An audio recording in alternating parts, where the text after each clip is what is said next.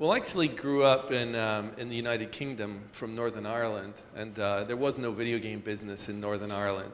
And this was, I mean, I don't look as old as I probably should, but I started when video games were black and white. So literally everything was a little black and white squares.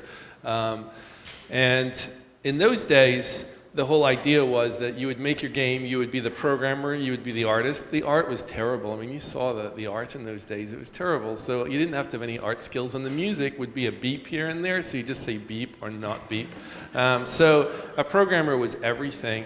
The United Kingdom is really, meaning over in England, is where the action was. There was no industry in Ireland, so I had to get up from school and leave. But just before that happened, I had sent some of the games that I had made, which were really, really simple games, but I sent them to magazines because you couldn't actually buy games yet in the stores, and they would put them in magazines, so if you liked it, you could type it in to your computer and then play the game. And I had no idea that you could get paid for this. So I was doing this because it was cool. I was in school going, hey, look, I'm in a magazine. And one day I got a check for $600.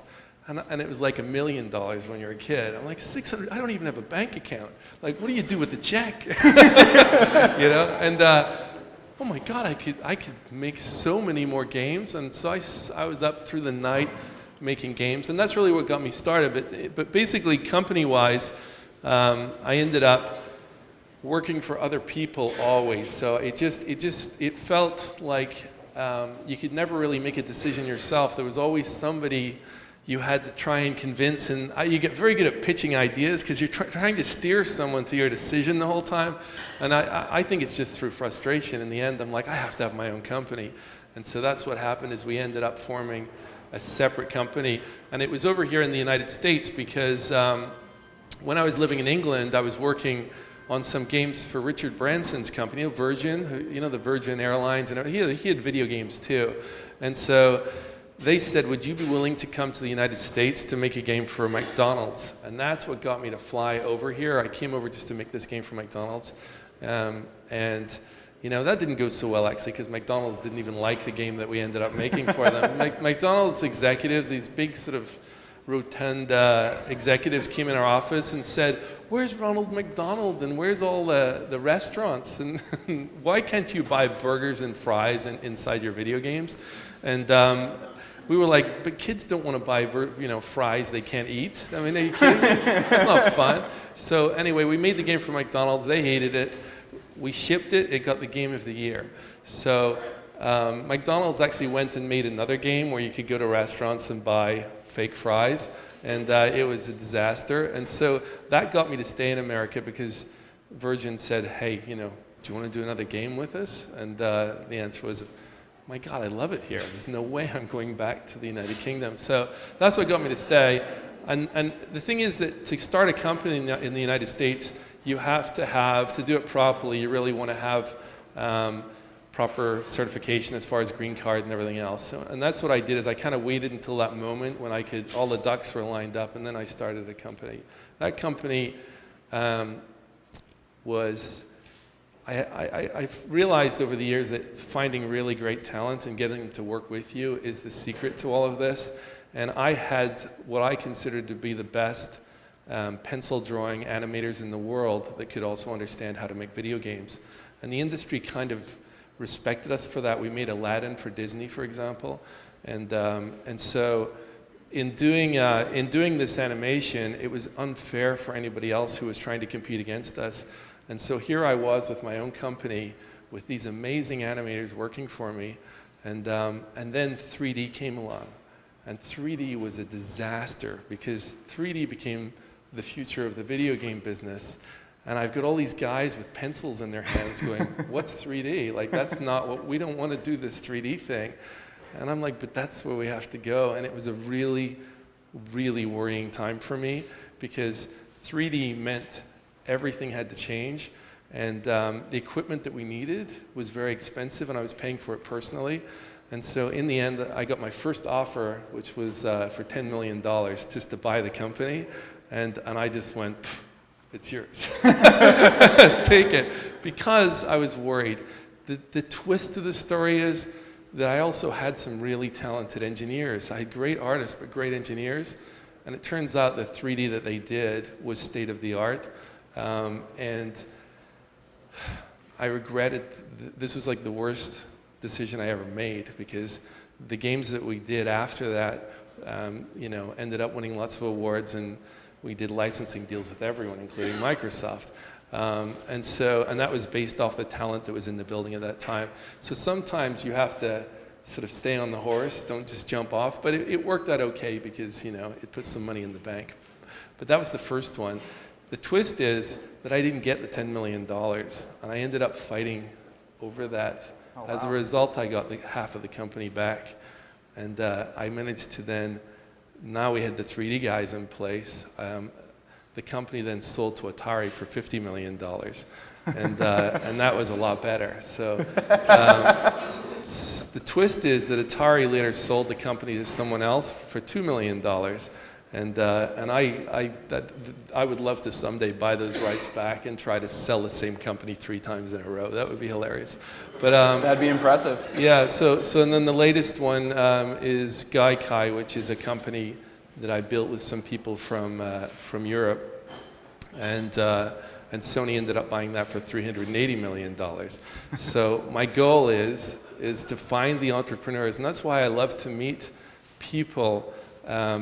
There's always, when I come to a group like this, there's always someone in the room who is stunning, and they just don't quite know it yet. They have that X factor, and they don't really fully understand it yet. And that's what I'm always on the hunt for. And my goal is to find someone and you know, at some point do the $1 billion deal. That's what I got to get done. It's nice Yeah. like hockey stick there. Investors Yeah. like seeing that, right? Yeah. So the trick is to find the talent. And in our case, the way we do it is we don't think of it as a United States or an Orange County problem. I don't care where the talent is. It's somewhere in the world. It can be in South Australia. There's one guy who's like the best guy at some kind of image compression, and that's what we need right now. Get that guy from Australia, whatever it takes. Get him on a plane.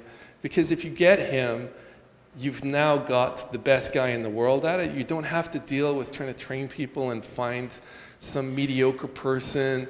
You've got the right guy, and that changes everything. And that is evidenced by some of the people that have worked for us. I mean, I don't know, has Brendan been here yet? Yeah, yes. Brendan Reebok, CEO of Oculus. So the CEO of Oculus was actually one of our employees, and the minute we sold to Sony, he formed Oculus, and he just sold that for over $2 billion. Yeah, right? It was not a bad payday in 2 years. So this is, the point is, and this is a story that continues, there's a lot of people that we've worked with that all have had really great careers.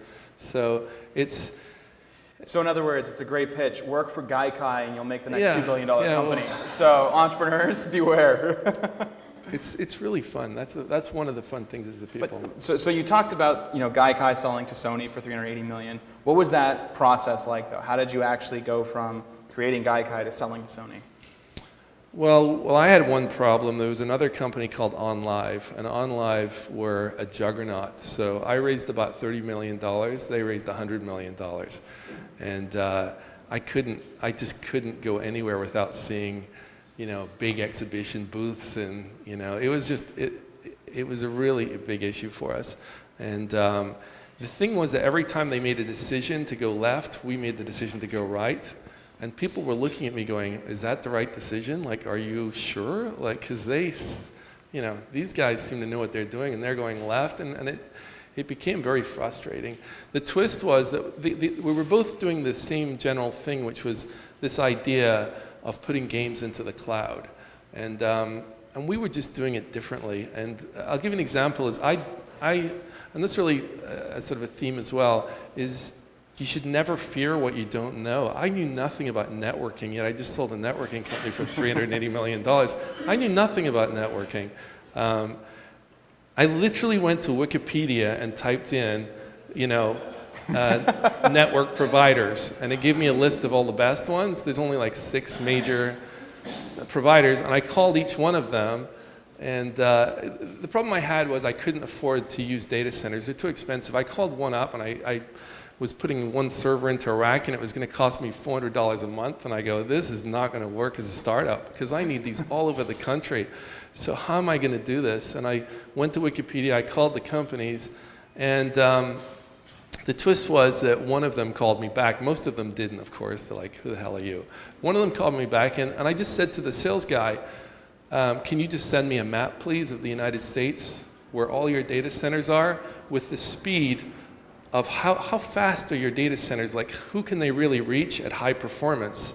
And he went, wow, that would be so good if I had that. That would be, and I said to him, are you kidding me? You have no map to show me how fast your data centers are, like what the reach is? And he goes, no, we don't have that. And I said, well, we can help you make that map. And he said, well, then you can use all of our data centers.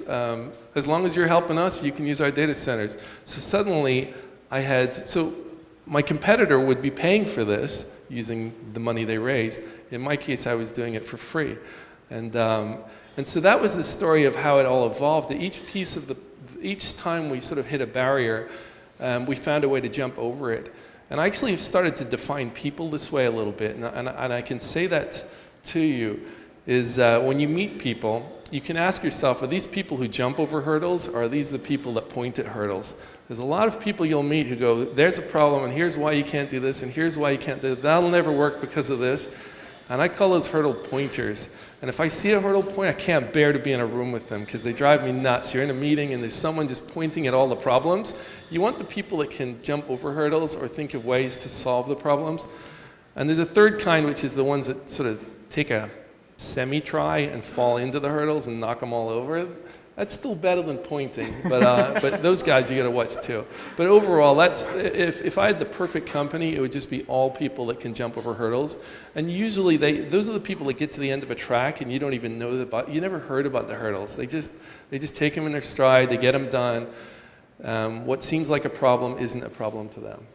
So then, did you face any hurdles when meaning, how did Sony first come to you? And were the hurdles in that sale? Well, just to be clear what happened, so we got this competitor, and what we were both doing is we were going and doing deals with publishers to take their video games, put them into the cloud. And what we were trying to do was to change, at least what our mission was I believe video games are the #1 form of entertainment. It's completely biased of me to say that. I'm from the video game industry, for God's sake. But what you find is, I'm sure you're all aware of a kid that loves video games. And you ask yourself why. And the reason is they found a video game they like. And a lot of adults just have never discovered a video game that they've fallen in love with. And so the question is there a video game for everyone? And the answer is, if you want to find out, go buy a console and start buying games. And that's really high friction. So it's not, Netflix is right there, just one click away on every device. Spotify, Pandora, it's on every device, everywhere you go. And PlayStation games aren't. And so that's what happened is my competitor was off focusing on PC games.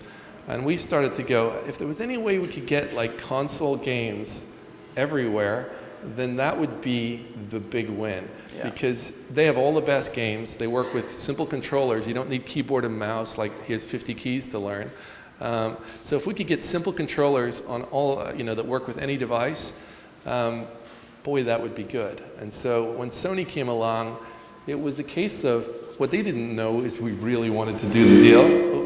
We really wanted to do the deal because they had the library that I couldn't get anywhere else. Content. And they were watching us going, these guys seem to be really because we started just to explain a little bit so people who don't know what this is all about. Gaikai put the games in the cloud so they could appear instantly on any device, meaning you didn't need a PlayStation anymore. You would the game would be running in some data center nearby, and the game experience would be delivered to you. So I literally called up Walmart and said, you have a gaming area on your website right now.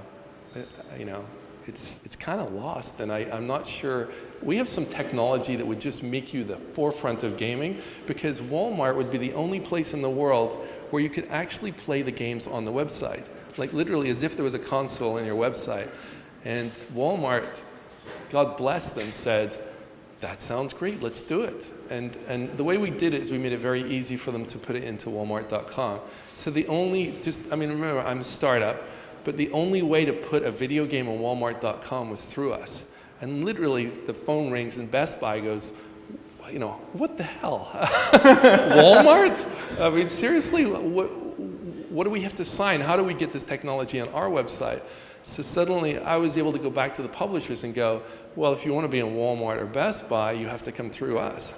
And then we did a deal with Facebook. And I think the Facebook deal was the most shocking one because, and this is why our competitor was not doing any of this, right? So this is real guerrilla stuff. But it helped me, it armed me to the teeth when I spoke to a publisher. So we went to Facebook. Now, if you put a video game on Facebook, they want 30% of your revenue. And that is a really big problem. If you make big video games, you don't want to give away 30% of your revenue. It's something big dollars. They found that really painful, and that's why you didn't see many of the big game titles showing up on Facebook. Yeah. So I couldn't make a lot of progress with Facebook. They were very difficult. They were flying high with Zynga, and everyone thought that Zynga was the future, Farmville was going to be the future of gaming. And so I kept coming in, and in the end, I spoke to the head of all gaming at Facebook, and I said, what would be the dream game that if we could help you get it on Facebook, what would that game be? And he said, oh, that would be World of Warcraft. And I go, World of Warcraft? Hold on a minute. And we went back to our office. We put World of Warcraft on Facebook, and I went back to Facebook and showed them that running. So when they saw the title they had named running in their environment, they were like, okay, this looks good. We want to do this. And that was a game changer for us because there was no other way to put high quality games into Facebook except through us, number one. And number two was, we got somehow, it was one of our business development guys pulled this off. He somehow convinced Facebook to let us put the games in as trials, so therefore they wouldn't ask for 30% of the revenue. It was a really bizarre, like, are you serious? Because that was all the publishers needed to hear is now I can put my games on Facebook and I get to keep the money if somebody buys it. And that, now I have a company. I got Best Buy, I got Walmart, I got Facebook, and then YouTube came along, and we were talking about YouTube, and we said, wouldn't it be great if you saw a game on YouTube and you just click and play it right there? And they're like, well, we sell advertising, that's what we do. And we go, why don't you sell our service as an advert? And they did. So YouTube signed. This is why Sony were watching all of this, one announcement after another, and they're like, these guys aren't going away. And then the worst thing happened, which was Samsung is the #1 electronics company, and so we went to Samsung and said, or at least it was at the time, we said to Samsung, would you like to compete with Sony and Microsoft and Nintendo? I mean, right now it's a 3-horse race. Let's make it a 4-horse race. And you're Samsung. And they were like, that's right, we're Samsung. And so as a result, I said, look, we can flick a switch and you're now a competitor in the gaming industry. And this was a secret weapon for us because we honestly couldn't afford to do that deal with Samsung. We never could because we couldn't afford to buy all those servers that Samsung would need. So Samsung agreed to pay for our servers. And when they agreed to do that, it was game, set, and match. Because, so to be very clear, we used all these different websites to get us the content. The publishers wanted to be on Facebook and YouTube and everything else. Then we used that to parlay to Samsung and say, now we have the biggest library of games, which we did have the biggest library of games. The minute Samsung said yes, LG said yes, because LG is the #2 electronics company. They can't let Samsung do anything that they can't do. So now we just introduced 2 new major horses into the video game industry. And that's when Sony just went, how much money do you want for your company? And we were still this was only 2 years into the whole process. So it was a pretty quick. Mm-hmm. There was a little bit of time when we were just working out what we're going to do and how we're going to do it, and there's a lot of technology to build. But in that 2 years, I think it was a great decision by Sony, and as a result, we've now put that into the PlayStation platform. And I'm very bullish. I'm very excited about the idea that games now can run in the cloud, because the idea of making a $300 console is something that doesn't have to happen. I mean, the idea that we can put something that's incredibly powerful in the cloud, you don't even, on Facebook, we actually tried to explain to users what we were doing. We would say there's servers in the cloud and your game's not really running on your computer and it's actually running somewhere else. And you could see the Facebook users going, what's this? And then we just took all that out. So we realized they don't care. They don't need to see the magic. Do you care how Netflix works and where their servers are? And just take it all out. And then they would literally, we saw these tweets going, what is this magic? Because games are appearing out of Facebook that I know can't run on my computer, on my little laptop. And so that's the way that all worked out. But that's why Sony, when we pressed the Samsung button, Sony were like, done, let's close this. I feel like that's a very common occurrence, right? You always have the big juggernauts who, when they see one start maneuvering towards a company, they say, oh, no, I was there first, and they want to grab onto it and hold it to their own, which worked out quite well. Yes, so it all worked out good for everybody. You know, I want to go back, you brought up another point and you used a term that we hear a lot in the tech industry and the investment industry, which is friction. And what you've essentially gone in is you're applying new technology to reduce friction for gamers.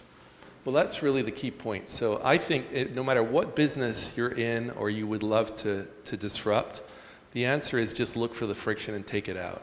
Every single business, there's one click too many, one form too many. You're trying to buy a car. I tried to buy a car and just walk in and say, that's the car I want. It doesn't work. You still, I have to get my manager. And it's like, no, can I write you a check for the car, please? No, we can't just accept the check. I have to do credit. What are you talking about? I just want to pay for the car. And there's systems that are in place that are just archaic. And I can't think of any business that you can't find the friction in and take that friction out. And the point was that we wanted to make games more accessible. That was our mission, was can we get a button right by the Netflix button that's games, and they'll just appear just as fast, because then I think we're on a level playing ground. That led us to the cloud, because that's the only way I actually thought it could be done. Mm-hmm. And so... But people thought you were crazy, let's be honest. Oh, it was crazy. There's loads of people all these people were on record. This will never work. It's impossible. The speed of light says that this can't happen. And investors were very nervous to deal with us, because they're like, look, all these people are saying this is ridiculous. And luckily I found some good technical people to stand behind us, and it does work. Great. Curious, in terms of the audience being mostly entrepreneurs here, what's the single best piece of advice you ever got when building your company? I was on a panel once with a bunch of investors, and I'm the entrepreneur, they're all the investors, and I said to the audience, I think I know how to manipulate these guys. And you could see all the investors looking at me going, sure. And I go, it's very simple. What you do is you pitch them and you say to them, I started my company, we had this idea, and we did exactly what we said we would do. And that's one button you have to press, which is you deliver. There's a lot of people don't deliver. So if you say, hey, we had this idea, we executed, and we did what we said we were going to do, then you seem like a reliable person. This is good. Then the second part is you go, but then we were looking at our data. They love the fact that you look at data. We were looking at our data, and we noticed in the data like a gold seam that was in there. There was something in there that we didn't even realize. And the value of this, if we can mine this, is incredible. But the problem is we need to mine it right away before anybody else discovers it. They all go,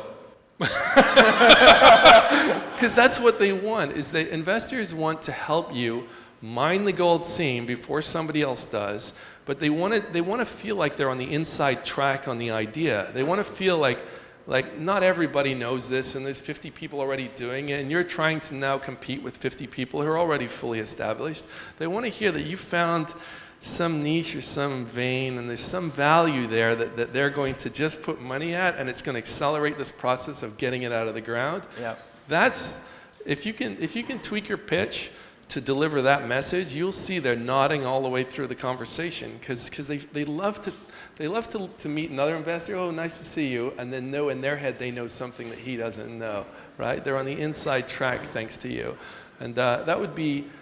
I think that's an incredibly, any company that I would form from this day forward, that's what the way I'd be thinking is how can I get it so that they feel like they're onto something special here. Great. Well, I want to thank you for taking the time and coming and speaking to everyone. It's been really great having you. Can we have one more round of applause for our Eureka Award winner? Thank you. No, it's been fun. That was fun. Awesome.